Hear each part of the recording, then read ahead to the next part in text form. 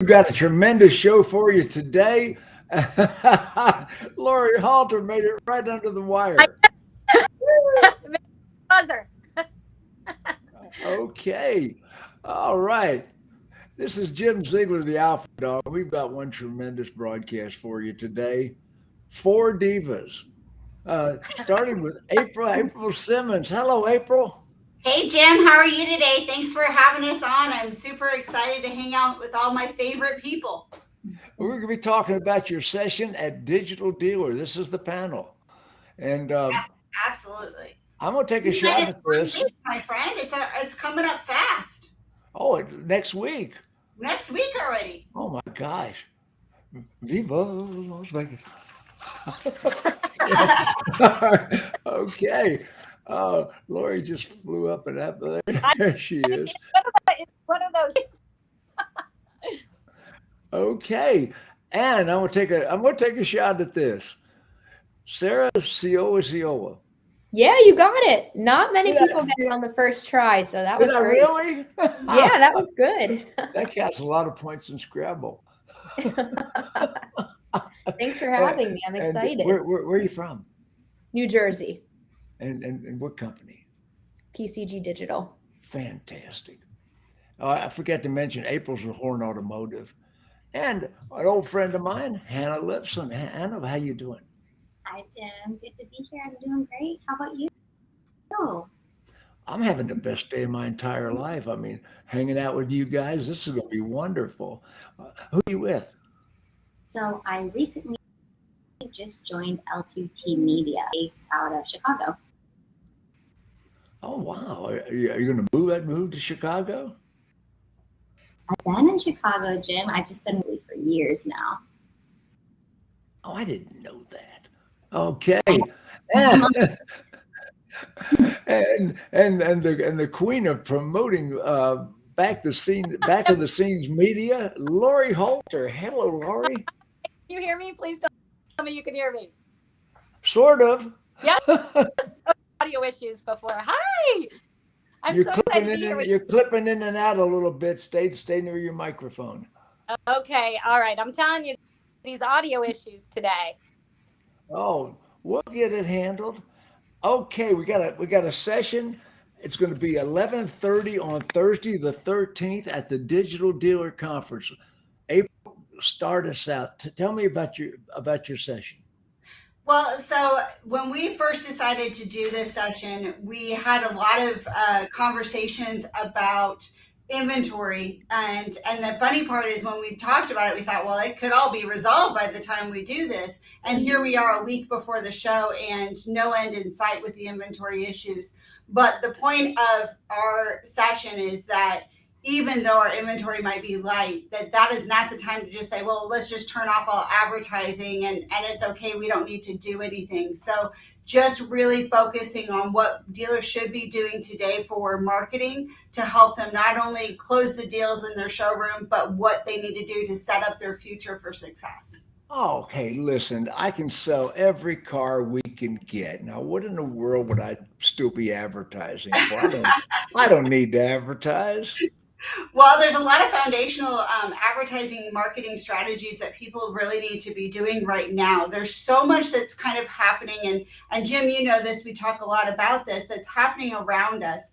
Whether we're talking about GA4 or we're talking about new FTC guidelines, or we're talking about all these things, and we're all focused on all that behind the scenes stuff.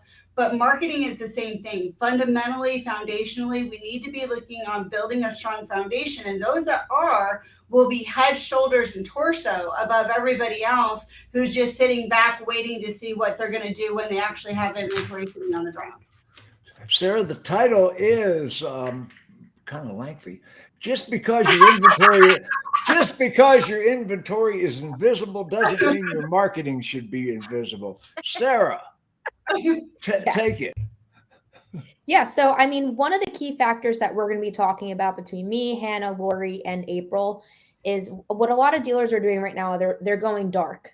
They're saying, okay, we don't have any inventory, so we're I going don't to need either to pause advertise and advertising. market now. Right. I don't need Right. to do that. A They're monkey either with a note in his mouth can sell a car. Right? So they're either pausing advertising, they're not, contributing to the Mhm. education of how to advertise, their cars that are on the lot or how to brand themselves. So we're going to be giving dealers a lot of different takeaways from a lot of different platforms and a lot of different walks of life about how, they can keep their advertising up to speed, and then what they also need to be looking forward to the next 6 months to a year to make sure that they're prepared for, like we just said, when inventory is on the ground. And inventory is not everything. Hannah, what about service department? What about hiring technicians? What about the conversion to electric vehicles? What else do we need to market? Absolutely. I mean, I think as we all know through the course of the last 10 years, but more specifically 2-3 years, the way in which the shopping journey has completely changed, and or just shopping around for a local maintenance repair, completely different.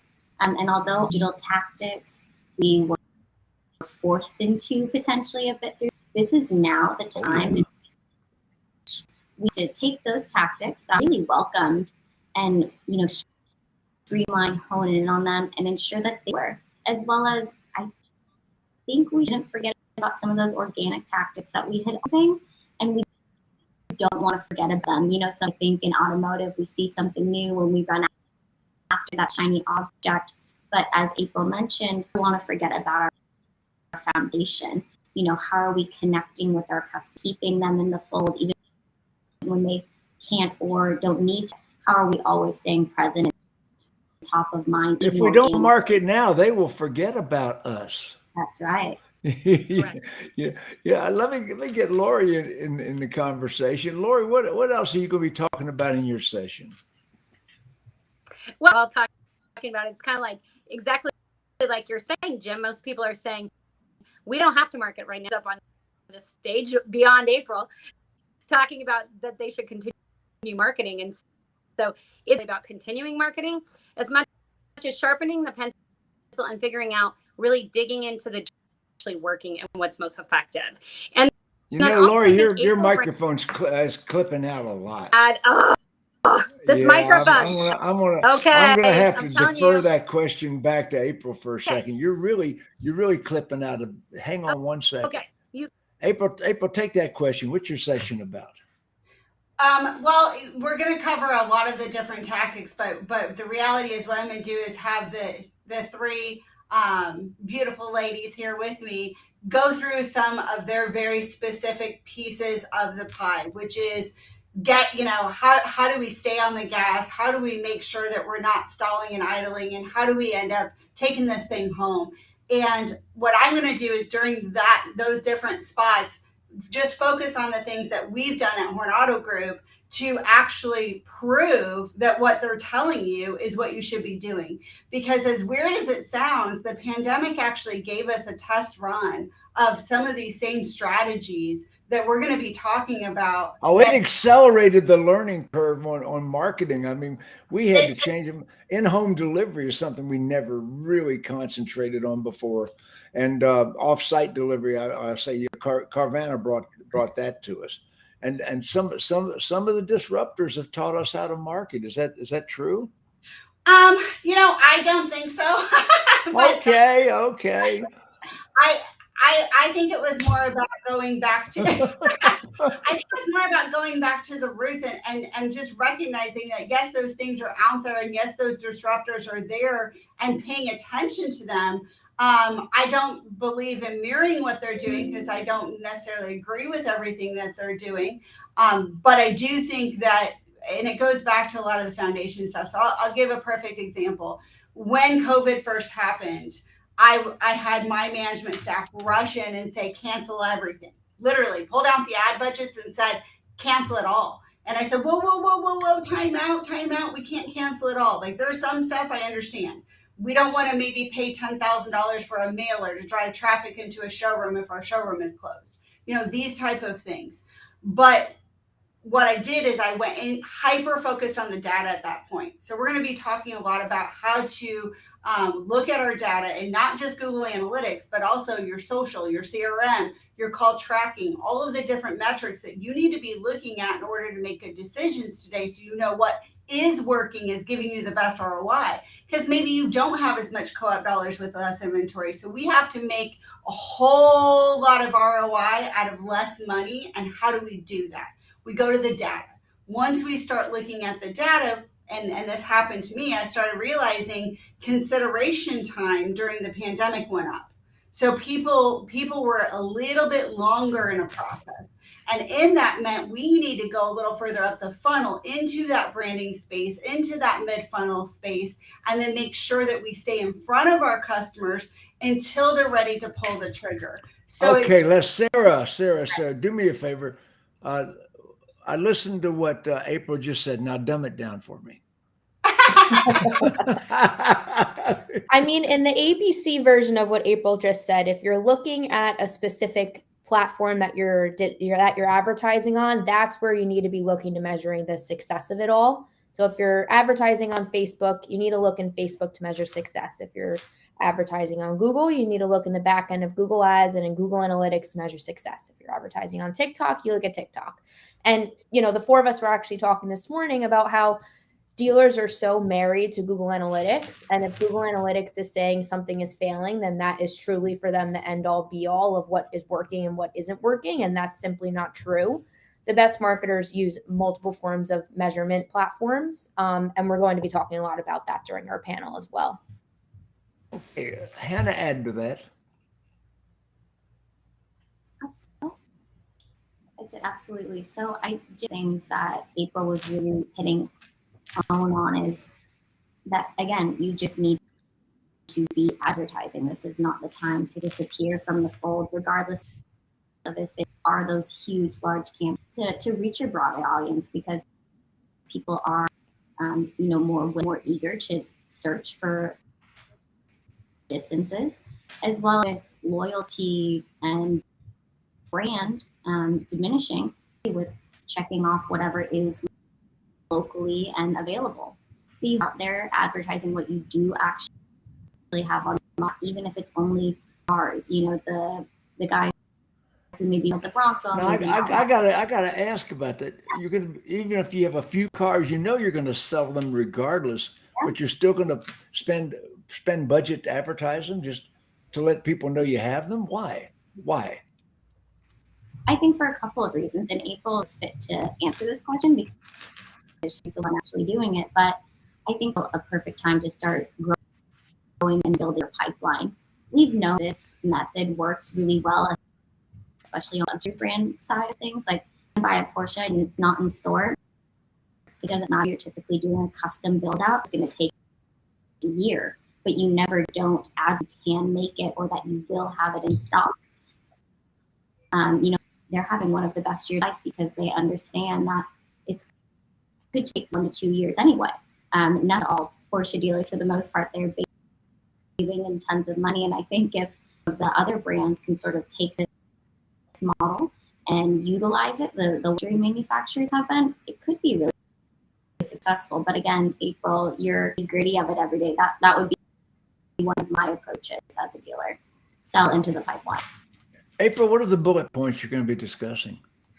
Well, so, based on what Hannah said, and I'll just add to that, my job, I always joke that here's my job. My job is to squeeze dimes out of pennies, right? When it comes to advertising, that is my job, to squeeze dimes out of pennies. And some of the ways that we need to do that, as Hannah was just alluding to, is selling into the pipeline. I call it my water torture effect. So the reality of it is somebody thinks you're brutal about anything that has to do with automotive, whether it's career, whether it's an oil change, whether it's buying a car, whether it's referring a friend who asked about buying a car. I want them to think about my group first. That is what I mean by water torture effect, so that they don't go somewhere else. Here's the thing you have to think about. When you pay for a low funnel click, not only does that cost more, it also means that the customer only cares about one thing. What is that one thing? Price, because you've not had any opportunity to build rapport. So what we're talking about is when you go a little further up the funnel, You're talking about getting an opportunity to build rapport with your customers. It's more than just branding and a name. It's so that they want to buy a car from you. And we all know that if somebody wants to buy a car from you, the profitability will be there. Now, of course, today, it doesn't matter. It's there because of supply and demand. But when that changes, if you're taking the time to train your staff, prepare your staff, and market in the way that is about building rapport, then Building loyalty, I would think. Loyalty is almost non-existent in today's consumers. it is, but it's also about the rapport, because what is loyalty? Are you loyal to a brand? Are you loyal to a group, or are you loyal to a person? And Most people are loyal to a person, believe it or Bingo. not. Bingo. And I would agree with that. So I think that it's super important that we do those type of things. So the overall bullet points of the panel are really simple. It's about marketing in today so that we can prepare for tomorrow. It's about how to look at all these different metrics. It's about what we need to do to train our staff for the future. It's literally everything that you need to do today to help you tomorrow. Sarah Ciociola, I pick up on that. I like saying her last name. I just He got it right the first time, so he can now. I give you full permission. Yeah, so exactly what April was just saying is, and we'll touch on this during our panel at Digital Dealer too, is dealers love to forget about branding and top of the funnel advertising. Dealers love to hound in on leads. How many leads did I get from this campaign? How many leads is my social advertising driving? How many, hard conversions is my Google advertising driving? And it's like, well, okay, you want all these low funnel leads and you want these low funnel conversion based campaigns to be running, but you're not running any kind of branding and you're not speaking to the top of your funnel. You're never going to get to the bottom of your funnel if you don't start advertising at the top of it. And you're never going to collect that data for any pixel that you're utilizing to drive, traffic to whatever platform you're advertising on to get those low funnel conversions. So, price unlock, if they're going to the store and buying something, if they're picking up the phone and calling, if they're scheduling a service appointment, you will never get there digitally if you're not starting at the top with branding on any channel. So we're really going to be hounding in on this, the sales funnel of it all and the sales funnel and what that looks like with low inventory through your digital advertising efforts. Does it really matter what you advertise? That's a good question. Yes. Okay. Yeah, I think so. April, you want to pick that up, or Hannah? Who wants to pick that up? I'll pick that up because I'm going to tell you, and then I'll let Hannah just come right behind me. But I'm going to tell you, this is something that I watched a podcast with Brooke Furness last week, and she was talking about vendor or partner. And one of the biggest things that I've realized over the last couple of years is that most dealers are not only reactive versus proactive in their marketing approach, but they have some sort of idea that if they sign a contract and they sign a check, that's all they need to do to participate in their marketing efforts. Well, if you're doing that today, you're massively failing your opportunities. You are losing out on ROI massively because what you advertise does matter. If I sign up, and Sarah and I talked about this morning, if I sign up for Facebook ads and I just say, yeah, let's do AIA. Yeah, that sounds good. Here's my check. Have a nice day. And today I've got inventory. Great. And I just set it and forget it. And 3 months from now, I have no new cars on the ground. Do I want a carousel of no cars advertising? I'm paying for that. That doesn't maybe make sense. The strategy and what you're advertising needs to be reflective of what your goals are, not on a annual basis, yearly basis, or some pie in the sky BS, but on what is happening in your store today. What are your goals? What are your pain points? And then you need to work with your vendor partners to help reach the end, to get to those goals. So yes, what you advertise absolutely matters because that is the only way you're actually going to reach those goals. Hannah, you had something to say about that. I do. I think, the first place to start advertising is actually just yourself. Your brand, as Sarah mentioned, your branding, having that awareness. So what are some of the fundamental, potentially even just your reputation online? And what does your dealership look like? You then ensuring that you're collecting those star ratings? Are you ensuring that you're responding back to inquiries online that everyone can see in open forums like Facebook or any of the major review sites, and more specifically your Google business? Are you updating that with photos, even if it's just staff photos? Jim, Oh, your Google profile, formerly Google My Business. That's right. One of the most important advertising, photographs. You can build the whole personality of your dealership in your Google My Business, and I see dealers that don't update it, and I know for a fact from other guests that Google is watching to see how often you update your Google profile. Am I wrong? No, you are exactly right. And even within the Google algorithm for the Google business profile, and truly even play into your SEO efforts, and where you rank on that local map, which is huge. It can be where you're going to be on the search page. So there's a lot of the mental things that you need to be advertising your dealership before you even advertise. Because if you don't stay up above the fold, you're invisible.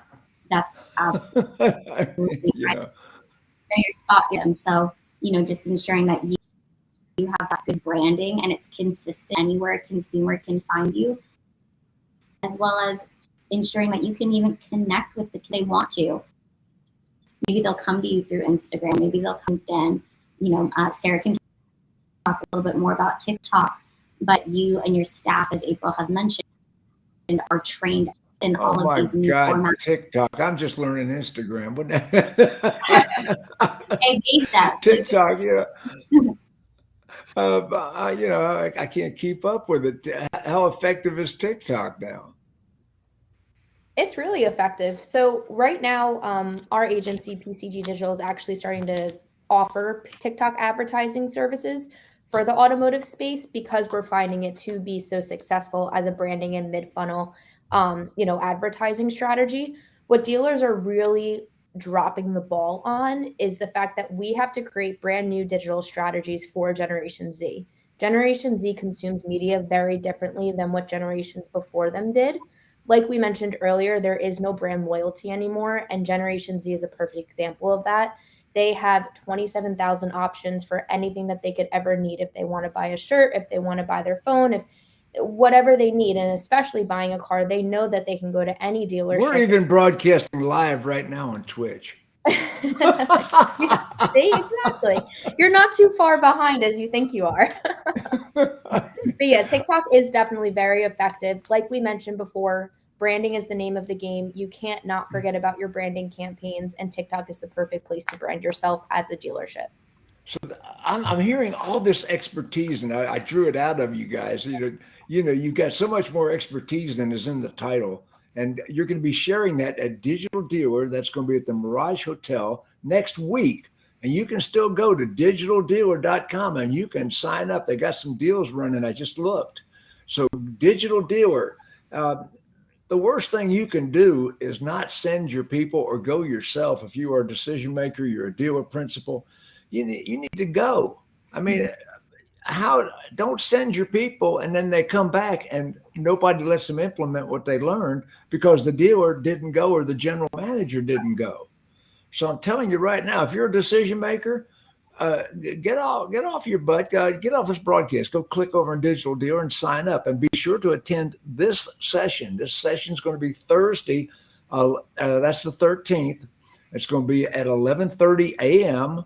And it's going to be these three divas plus Laurie Halter, who had a little equipment problem earlier. She attempted to be on the broadcast and had a little equipment glitch, but she'll be at the Digital Dealer Conference. And I'll tell you what, this is the foremost educational experience in the industry. You need to be involved. Let's talk about Digital Dealer a second. Now, what is your experience with Digital Dealer, April? It's interesting. Digital Dealer was the first conference I ever went to. And I took it very, very seriously, and I still do. I've ahead of time, I go through all the different sessions. I have a schedule. I adhere to that schedule because education is what I go for. It always has been what I go for. And I think that, to your point, Jim, unfortunately what happens is, an internet director is sent, or a marketing person is sent, or even nowadays, maybe they send a fixed ops director to go learn a thing or two. But ultimately, the people that make decisions don't go. So when they go back and they say, hey, so I learned that we need to really be focusing on Google My Business or Google Business Profile pages because of our SEO and consistency and reviews. And they're like, yeah, good job, go have fun, play around with that, that's cool. Then you're not actually implementing anything. And what was it for? It was for nothing. So either you need to do one of either two things. You come back to those negative attitudes.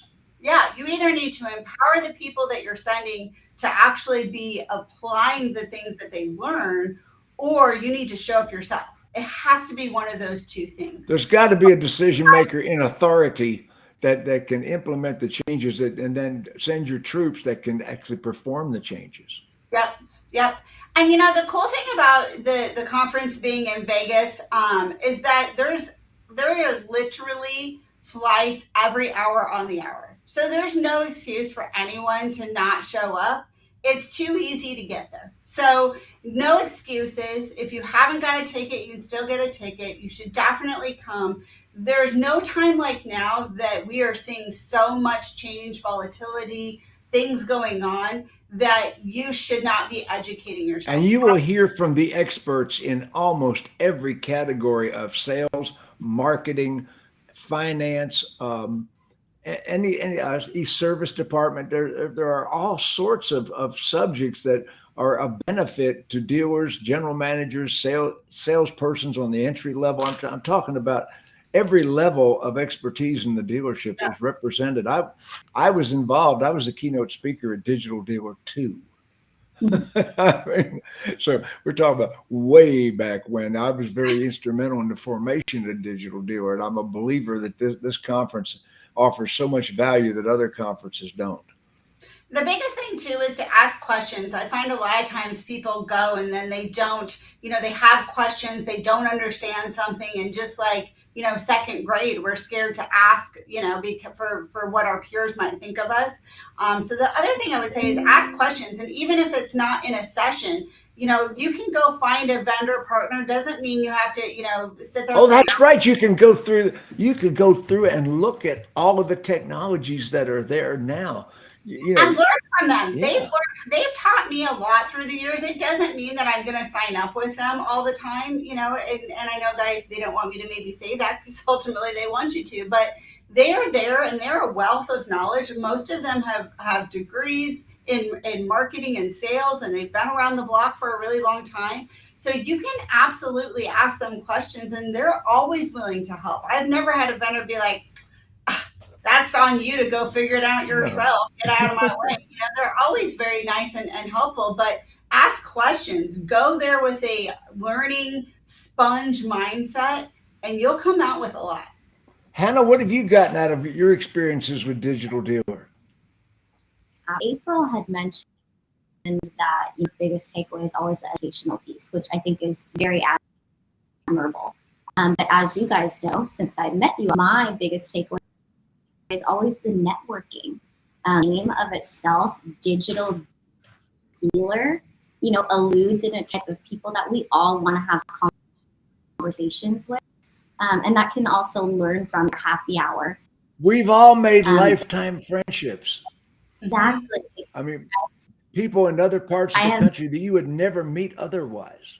Exactly. And it's so interesting because you're always up against the same challenge position. And it's so great to just be able to swap tactics and methods, regardless of if you're on the vendor side, partner side, agency, or dealer. This collectively brings together this group of people that are all in the same goals in mind. And it's almost like a 20 group, if you will, but for friends. And I always find sort of the after hours of the conference just to be, overtly pleasant and wonderful with people. But again, that's sort of where I get a lot of my knowledge, my insights. Good parties. That's right. keep your ear to the market. It's first. Okay, Sarah, what is your experience with attending Digital Dealers? Jim, this is my first digital dealer. No. So for me to be speaking on a panel with these lovely ladies as a first timer, I mean, I don't think your first time gets any better than that.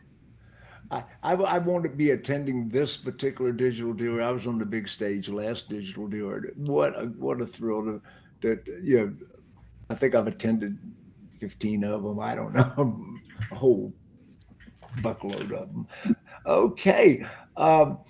The session is just because your inventory is invisible doesn't mean you have to, your marketing should be invisible. Okay, let me try saying that again. Why couldn't you make a real short title? Okay, just because your inventory is invisible doesn't mean your marketing should be. Did I get it? You got it. You did good. April, what have we not told the people? We've been on for 30 minutes and we have covered a lot. Your session is a panel session. It's going to be you, Sarah. It's going to be Hannah and Laurie Halter.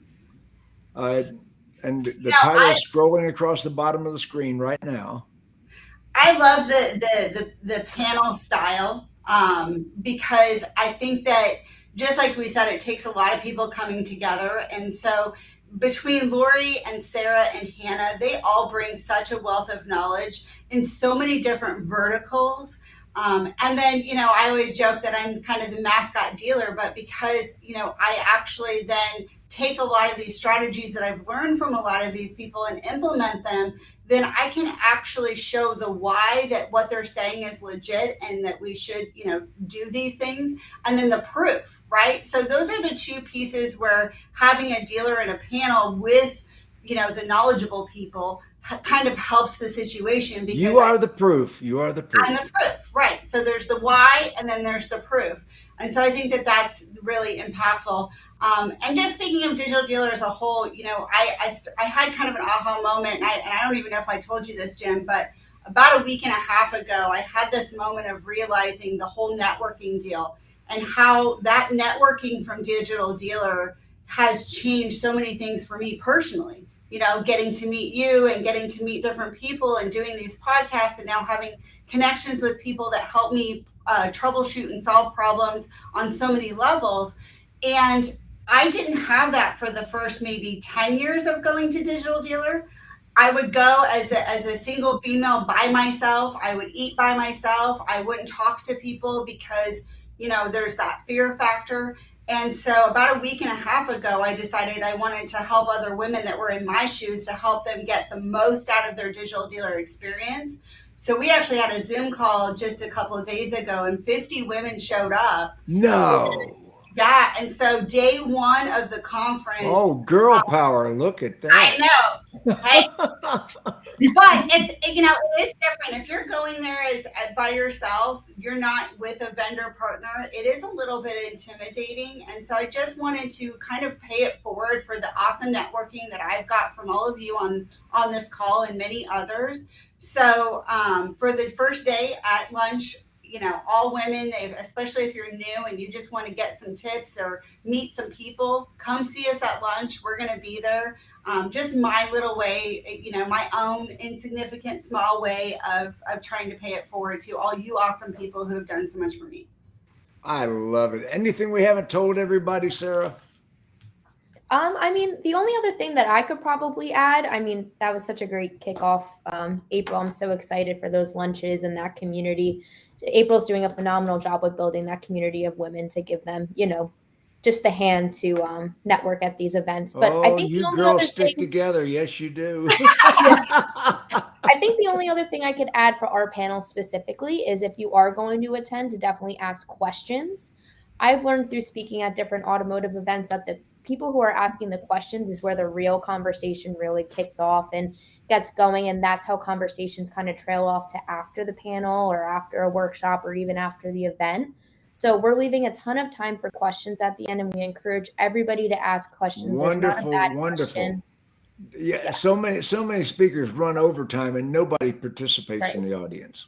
Mm-hmm. So you are this session is going to have a lot of audience participation. Ask questions, get answers, and it'll be relevant for you in the audience. Is that what you're saying? Yes, exactly. I got it. Hannah, what have we not told the people?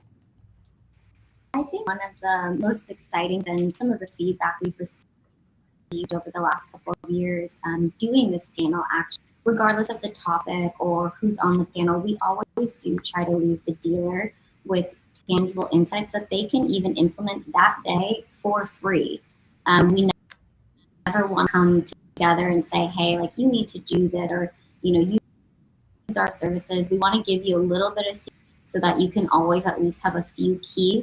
So you're not pitching from the stage, you're delivering content, and you know, you're there if they want to hire your services, fine, but that's not what you're there for. You are there to deliver content.